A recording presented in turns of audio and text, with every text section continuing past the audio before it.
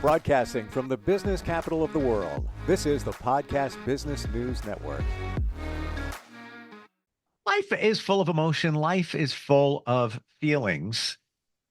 I'm going to ask you a question. I want you to think about this for a second. How do you know what you're feeling at a given time? What emotion are you feeling? What is that feeling? You could say, I'm feeling love. How do you know it's love? Maybe you're confused about what you're feeling at any given time. How do you identify what that feeling is? We're going to talk about that today. It's so important, I truly believe. And she helps people uncover their feelings all the time. First of all, with some wonderful books, including this one, which is called Love Yourself, Love Your Life. And today we're digging into chapter 2 of that book. She's an amazing psychologist, and she's Dr. Ann Creekmore, and she's back with us. Hi, how you doing, Ann? Great, Steve. How are you doing? I'm feeling good. I like that. I know I am. Go with the good. What's good? But that could change. Uh, That could change. That could change in 30 seconds because life is like that. right. How do you know what you're feeling at a given time? And I know maybe that's kind of a rhetorical question, but we go through so many different stages of emotions. How do you really put a label on what you might be feeling, or maybe you're not sure what you're feeling? How do you identify it? Well, if I was working with a client, or even just right now with you, what I would say is that sometimes I would just say, hey, we've got my workbook. Let's look up the feeling chart. And I don't know if you've got that, could kind of hold it up so people could see, or I could hold it up so people could see what I'm talking about. Yeah, Because, why don't you hold it up? Let's see it because I think it's okay, clearer I when don't know. when you You do. tell me whether it is clear or not. But it's in chapter 2, Feel Your Feelings. Is that clear at all? Can you see? Go a little bit closer Okay. and come down a little bit Okay. and come over to the side. Which side? It's hard to tell because the other side. That's how The other we. side. There we go. So I see it's a plateau, and there's certain core feelings, and then there's feelings underneath that, Correct. and Yes. there's all different categories of those feelings. Like for example, love, aka happiness. There's feelings that come underneath that, Correct. and it goes anywhere from happy all the way down to playful. Then we have, what's below the feeling of being afraid, what's below fear, and onward. How does that chart actually work? Tell us. Do you see where it talks about fear, false evidence appearing real? One of my favorite acronyms, yes. Yes, because we have love versus fear, and love is letting go of fear. We really want to stay on the side of the feelings of love, of happiness at all times. But at times we start to feel, um, you know, anger of some sort, which is the tip of the iceberg, telling us that something's bothering us. And you see that in the middle Yes. with the negative feelings. Yep. And kind of what tells you it's time to clarify yourself, not to act out, not to share anything or vent at that time. It's more like hunger. You're saying, like I'm hungry, and that means I need to physically nourish myself. I'm feeling angry. Could be any type of anger, annoyance, irate, furious, Hmm. frustration. Any feeling like anger is just a secondary emotion that's telling you, hey, there's something going on with me. I need to figure out what that is. And so I need to go below. That's why it says what's below. Is there fear feelings, afraid below the anger, or is there sad feelings below the anger? And then what you can do is just look at the chart. The easiest thing, if you have it, you can take a picture of it and have it on your phone, or just have it in your fridge, your bedroom mirror, or whatever. And you can just kind of look, well, underneath this frustration or whatever stress I'm feeling, I got to get to my real feelings. And that's either you're feeling sad about something or you're feeling scared or anxious about something. So then you look down the list and you pick, what really describes it? If I'm sad, am I feeling some grief? Am I feeling lost? Am I feeling down? Am I feeling rejected? Am I feeling disappointed or hurt? Under like the afraid or the anxious would be like, well, am I feeling overwhelmed? Do I feel apprehensive? Do I feel anxious? Do I feel inadequate? what kind of anxious or afraid feelings am I having? So once you've identified your feelings, you're going to be able to then work with those feelings and try to understand them. And this particular chapter helps you. The first step is just to remember that anger is just a secondary emotion, kind of a defensive emotion to make you realize you need to do something for yourself emotionally, but you don't want to stay there. You want to go deeper and find out what you really are feeling. And then, but once you figure out what you're feeling, then you can go and do something to make yourself get to the love, what you're supposed to be feeling, the happiness, the good feelings. And we've skimmed that before, and I've even had that debate with friends before that anger isn't really anger. It's not really an emotion. It's other emotions or an emotion that presents itself as anger. It's a tip of the iceberg. I call it. That was kind of the iceberg Yeah. analogy. You can see the tip of it, like you're going down, you see an iceberg, you see the tip of ice, but there's a lot more ice and other things below. And that's what you want to get at. You want to clarify that. How about when you're, let's say you're sad. And you don't know what it is. Maybe a Mhm. situation, but you're not even sure what it is. Was it that situation, or I'm just feeling somber today? Right. How do you go layers deeper to try and identify what's going on in your mind? Well, I do like to look at that chart because a lot of people don't really, don't have all the labels they need. And you can just go right online and look at feeling chart or faces or whatever, but just kind of try to identify what really relates to it. Like if you're sad, are you feeling disappointed about something? You feel rejected about something? You feel hurt? You're just feeling blue, down, whatever. Sometimes you can even put it into an image, like a picture's worth 1,000 words. Like somebody might say, I'm feeling kind of sad or down. And like, well, what's that feel like if it was a picture? It's like, well, I'm just in this deep pit and I can't really see out, it's all dark and it just be a visual. Then you can take it deeper to kind of ask yourself. It's always good to ask yourself a question, whether it's a trigger of something, because a lot of the time, most time it is a trigger, and just say, well, I feel like, I'm hurt or rejected and feeling inadequate. And then you say, well, when did I feel this way before? Mm. When I was growing up or when in some relationship or what was going on, what that I've identified that it's probably is a trigger for some past pain that I haven't truly grieved yet or I haven't released it yet. And then you can even take it further and say, yeah, this is really reminding me of when I was in school, and I got bullied and that's what it's feeling like to me. So Mm. something has triggered that to bring it up for healing so that you can release it and not hold it subconsciously and get triggered again. Kind of like having a little wound. Somebody just accidentally touches that part of your arm that's sore, and then you're hurt again. But you won't have it if you heal it. If you kind of can grieve it, remember it, get it out of your system, instead of being an open sore to be touched and re-triggered.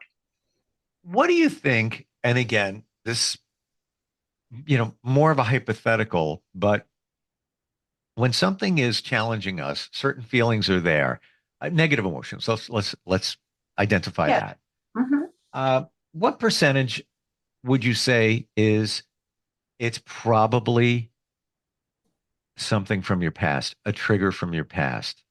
What do you think? Is it like probably, we could say generally like 75% chance Yeah, that it's I, from, I think John Gray, who did all the work, the Men Are From Mars, Women Are From Venus book for the couples therapy, said he found like it was like 90% of what the couples would bring up, it would be past pain. It wasn't even really anything significant about the current little conflict they were having. The top, it was like 90%. So I don't know. I would say a lot of it, even if there is some accuracy that you might want to express something, that have it different. Why didn't you just set a boundary, for example? You know what I mean? Like if you feel in a certain way with something, you have control of yourself, your thoughts, your life, your behaviors, and just set a boundary and just don't let the person necessarily do that to you again. What it is, because it's like you're getting so overwhelmed with the past stuff and the past triggers, and you're kind of in a helpless state at that time or never did resolve it, that you just aren't, your brain isn't thinking about how do I do this a little bit differently, you know, so that I don't have this re-experience of my past trauma. You could have had a relationship that ended, and then you enter, I'm going really hypothetical here, Sure. but that happened. Then you were in another relationship, but there's a pretty good chance that there's similarity here to the previous relationship.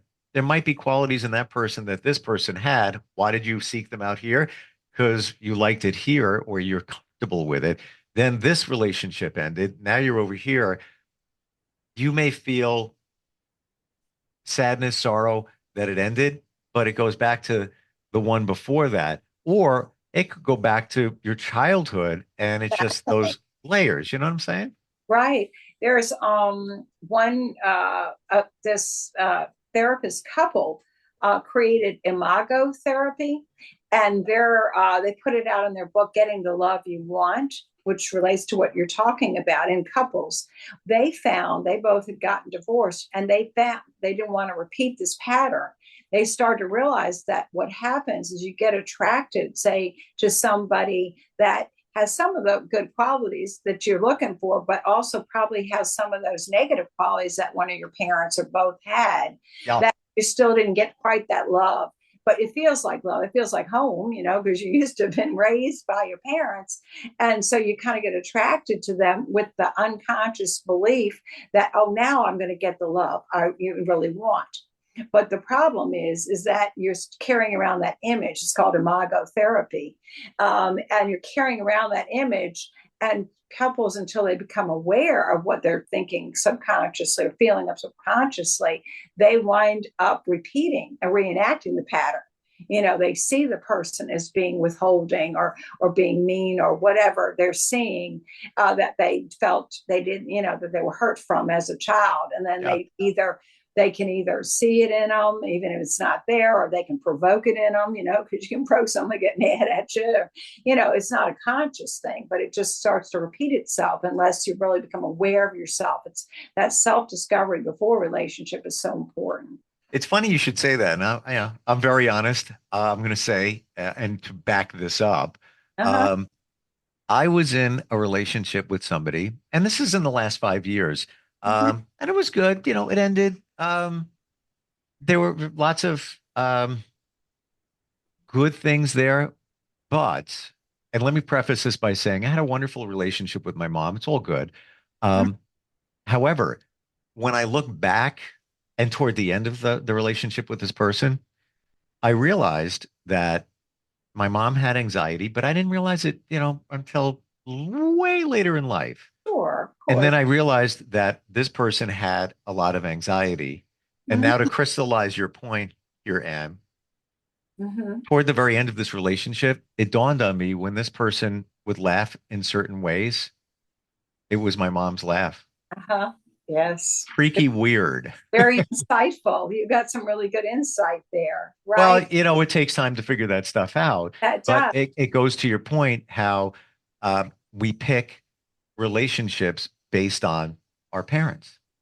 Exactly. It felt like home, just that, Well, like, familiarity, right? that giggle or even that anxiety, were things that felt comfortable. And it's like, oh, this feels like mom, who I love, and this is love. But So, it can also go in a negative direction. And I'll give exactly. an example here, that I found myself meeting people and engaging in relationships with people that have lots of anxiety. And we all have anxiety. That's all good. Right. Um, but elevated levels of, and not that my mom had a lot. She was overprotective of me and my sister. However, that kept showing up. And when, like they say, we're like a magnet for certain things. We put out certain signals Absolutely. and it comes back Right. to us. And I Exactly. notice a pattern of, well, that person has anxiety. And what do I wind up being? The nurturer. Right. I'm the Right. therapist. And it's fun in the beginning, but I don't do that anymore. Right, exactly. Yeah. Were you a little bit of were you the oldest or were you the second born and with your Eh, sister? I'm oldest by 15 minutes. Oh, that's right. Yes, We're you're 20. twins. Yeah, Well, you're the oldest still. I am. And wiser, I'll have you And know. wiser, of course. Uh, Yes. but Well, it's and you're the interesting. boy, and you've got that masculine role as well. Did you tend to be a little bit of a parental child at times with mom? When you got old enough to be where you would, or for your sister, where you did start taking a role a little bit codependently, we would call it, with people who have anxiety. Did you kind of learn that in your home situation, how to kind of keep things calm or give people No, support? no, it's a great question. I didn't realize that until after my mom passed. And this Oh, is only in the last, 5 years or so yes. that I didn't even realize, that mom had anxiety until I thought back. And I'm like, oh, well, yeah, she did. She was worried about stuff, et cetera, et cetera, et cetera. And then Mhm. and the way I figured that out was those people kept showing up in my life. And, Right. I guess I was, the nurturer to my mom and would be Right. there in that capacity. And now I was in that capacity for others, but I guess I attracted it. Now it's on my radar.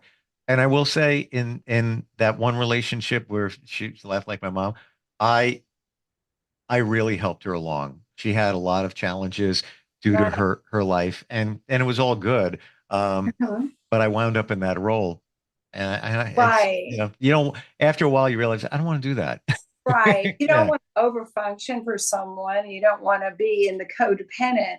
You want to have a give and take relationship where you feel exactly. you're being nurtured, and then you nurture back. Right. Yeah, yeah, Yeah. yeah. But Yeah. to your point, I wanted to share that we pick Yeah. people like our parents. Have you noticed that with others, or even in yourself? Oh, yes, of course. Yeah, I mean, it's a common theme when I do relationship couples therapy. I mean, that's one of the things we focus on. People will get that insight that they are kind of repeating their patterns from their childhood, and not usually in a good way if they've had to come to therapy. They didn't just usually come like, well, I think I'd like to do some self-discovery. Usually some problems are going on that get people to come in. So it's gotten to the point where you're starting to polarize each other somewhat. So Mm. yes, very much. I agree. Mhm. So we talk about the negative emotions and then we try to figure out, where they're coming from. What about the positive ones? Or does it even matter?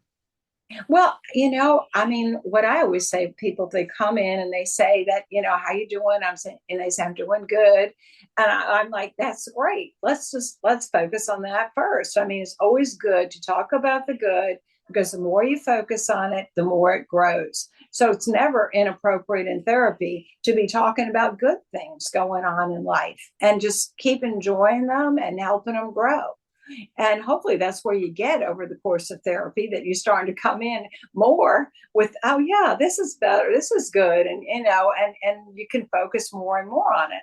And looking at what you've been doing that Mm, has made it that way for yourself, the things you've learned, the way you've grown, and pat yourself on the back for all those good things. So sure. it's great to focus. I mean, ideally, be good for us to just stay in a nice place of feeling love, self love and feeling good and happiness all the time. Well, I want to pick your brain on this one for a moment. Sure. I feel one of the best ways to do that, the positive side, Uh is huh. to go back to your childhood. Example, um, over the weekend, I had a project and did it by myself. And it was just, here, just doing some work, in the studio. I love doing that stuff as a kid. So Yeah. I intentionally set the day. That's what I'm doing. I played my music. Nobody was around, blasted it, sang, just Right. was a kid again. And I was like, this feels good. I felt like I was back to my old kid self. And think about it. You probably were the happiest in your life when you were a kid. And that's an excellent example. And congratulations. That sounds wonderful. because when I work with people on being whole, fulfilled people, which is really to get you at a place of contentment, looking at your mind, body, spirit, you're fulfilling yourself, taking care of your health and taking care of your inner peace and your mental stimulation, emotional, social life, so on. You're wanting to look at your life. Like you said, you go back, a lot of people go, well, I don't even know what I want. I don't even know what I want. I'm like, well, think about when you were a child and when you felt high, not from a drug in some way, of course, but when it was a natural high. Like, did you just like you're outside and you're just bouncing a ball? I mean, or, for me, I learned that I really like dance because of gym class, probably second, third grade, we did some square dancing. And I just like that was so much fun. And even though I never really took that much dance when I was a child, I ended up picking it up, college around then. And I have loved it ever since. It was like, I just have this natural feeling of a high from that. So it's perfect. Yes, that's the way you want to discover yourself. Think back when you were a child and what were those natural high moments you've experienced, and how can you do them now? I mean, it may be the exact same, not, going to square dance gym class student, but you can go take many dance classes. You've got a lot of choices. And so you just think back and then apply it to now and put it on your radar, put it on your appointment book to start doing those things. Like try to get an hour, 2 hours a day, something that makes you feel happy. But you need to be intentional. You need to think back. And I'm going to share a 20-second story here to illustrate that. So I was in my 20s. I want to say, mid 20s. I was still living at home. I had built a studio in my room and then in the basement. And that's what I loved doing. Like I always wanted to be on. I was actually working at a big radio station at that time, but I had my studio at home. I would make tapes. It was fun. Had Saturday off one day. Now I'm not a kid. I'm in my 20s. And that made me so happy that Saturday I ran down the steps to the basement. I'm like, at the Saturday off, this will be great. I'm going to do it. And I jumped up at the last step, hit the metal door frame, knocked myself unconscious. Oh my goodness. I'm sorry. I get up. Yeah, I'm bleeding, whatever. In the end, I needed stitches. But I was so happy. I jumped up because it was like, this is great. I have a day off. I'm going to do this and do that. Short of hitting myself in the head, knocking myself out. I did that over the weekend. But it was the same kind of joy. And but you just didn't care, right? yeah. And it's funny, back when that happened, and I waited all day. I didn't want to, confront that I need to get stitches. And my friend came over at the time, my girlfriend's over, and we're sitting there. My friend's looking at my head like 6 hours later. He's like, dude, I think you need stitches. And I'm like, So I go to the urgent care place, and the first thing I said to them, do whatever you got to do. Don't cut my hair. So they actually pieced it, they sewed it up. But that was what I was concerned about in my 20s. But finding that joy as a kid, we can do it in our lives now. Absolutely. Absolutely. A lot of times anxiety can just be from your own lack of self-care, being your authentic self and expressing yourself, taking care of your mind, body, spirit, and your authentic ways. Feel your feelings. That's what it's come down to. Good ones too. Yes. Yeah. Book is fantastic. You have books. I love this one. I love them all, but that one is like I call it the handbook to life. How do we find that book? How do we find out more about you? Yes, the easiest way I think is just to go to Psychology Today, and you can look me up, Ann Creekmore. It's just directory of psychologists, and look me Ann Creekmore with an E, silent E with an A, end of Ann. And then I just have a link there to my website. You'll find me with a picture and all it is a link, and just click it. Actually, sometimes I've found out later you've got to go show website or something too. There may be one little extra step. Some people have a hard time. But you'll have everything right there. You'll have, books and my phone number and my email and all about my practice, whole person kind of therapy type practice. Sure. And in addition to the books, you're there to help people find their joy, find their feelings, Absolutely. and you can do it virtually anywhere. And great having you on here and talking about feelings. I always feel great when you're here. Lots of insight. Thank you. Me too. Thanks for everything. Thank you, and we'll talk soon. Okay. Okay. Take care. We're coming right back. Are you looking for even more of the podcasts and hosts that you love? The Podcast Business News Network is proud to announce that you now have even more ways to listen live. Check out the MyTuner Radio, online radio box, and Simple Radio apps on iOS and Android, or find us online. Search for Business News Network on mytuner-radio.com, or search Podcast Business News Network on streama.com and onlineradiobox.com/US. Take your podcast on the go and don't miss a minute of the action.